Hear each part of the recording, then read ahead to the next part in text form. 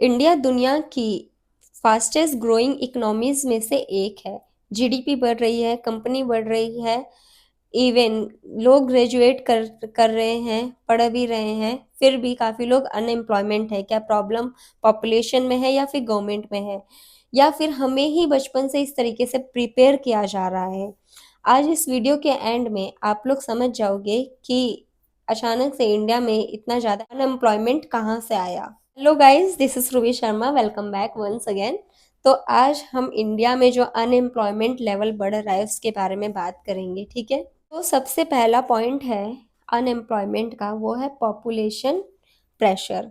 India में इतनी तेजी से वर्किंग एज बढ़ रही है कि हर साल 1 से 1.5 करोड़ लोग जॉब मार्केट में एंटर कर रहे हैं, लेकिन उस हिसाब से जॉब क्रिएट नहीं हो रही है। NCAER 2025 के रिपोर्ट के मुताबिक इंडिया में हर साल millions of additional quality jobs की ज़रूरत है। इसका मतलब यह है कि जॉब सीकर्स की ग्रोथ जॉब क्रिएशन से ज़्यादा होती जा रही है। दूसरा हमारा प्रॉब्लम है वो है कि डिग्री है लेकिन स्किल्स नहीं है। यानी कि बहुत सारे स्टूडेंट्स ग्रेजुएशन कर रहे हैं, MBA कर रहे हैं, लेकिन वो अपने स्किल्स पे काम नहीं कर रहे हैं। ILO के मुताबिक जितनी भी कंट्री है उनमें स्किल्स मिसमैच अनएम्प्लॉयमेंट का रेट काफ़ी ज़्यादा हो रहा है।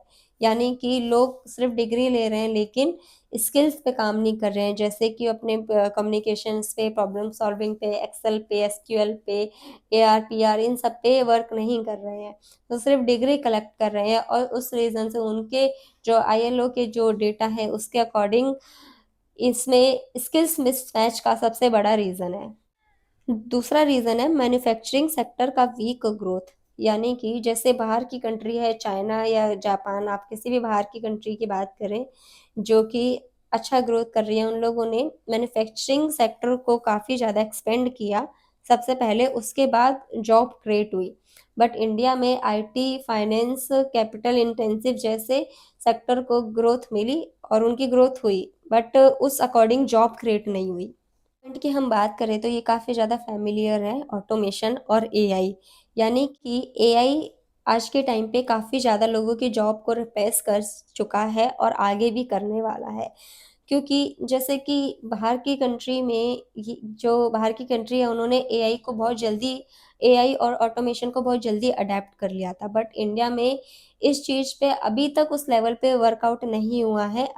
अभी भी वो लोग लो ऑक्यूपेशन स्किल्स पे कंसंट्रेट कर रहे हैं, जबकि उनको AI और ऑटोमेशंस पे वर्क करना चाहिए, इन स्किल्स को अडेप्ट करना चाहिए। अब आते हैं सबसे इम्पोर्टेंट टॉपिक पे, यानी कि GDP।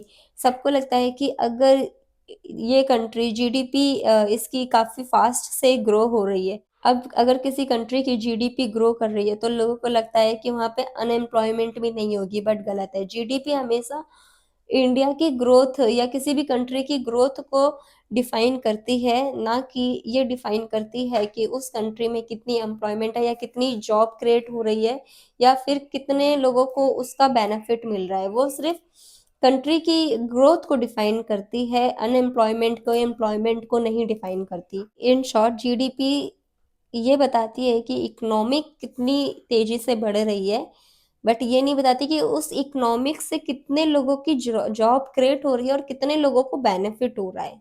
रिसर्च और पॉलिसी भी इस बात को हाईलाइट करती है कि इकोनॉमिक ग्रोथ और एम्प्लॉयमेंट का जो कनेक्शन है वो धीरे धीरे कमज़ोर हो रहा है। यानी कि इसको इकोनॉमिक जॉबलेस ग्रोथ कहते हैं। GDP के ग्रोथ रिपोर्ट बनने के बाद भी काफ़ी सारे जो एजुकेटेड पर्सन है उनकी क्वालिफिकेशंस के अकॉर्डिंग उनको जॉब ढूंढने में मुश्किल हो रही है।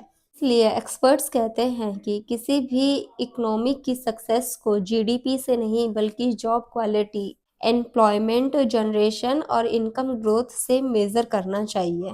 GDP बढ़ने का मतलब ये नहीं होता कि उतनी ही तेजी से जॉब भी बढ़ेगी। अगर इंडिया में GDP ग्रोथ उन सेक्टर्स से आ रहा है जहाँ पे मशीनरी और टेक्नोलॉजी का ज़्यादा यूज़ है, ज़्यादा एक्सपेंड है, तो वहाँ पे जॉब कम क्रिएट होगी। इसी वजह से GDP बढ़ने के बाद भी इंडिया में अनएम्प्लॉयमेंट काफ़ी हाई लेवल पे पहुँच चुका है।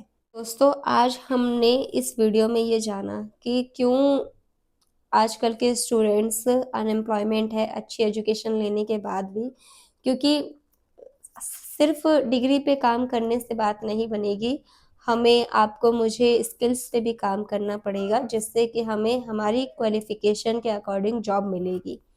इस पे आप लोगों का क्या कहना है, प्लीज़ कमेंट करके बताइए। अब मिलते हैं नेक्स्ट वीडियो में। Bye bye.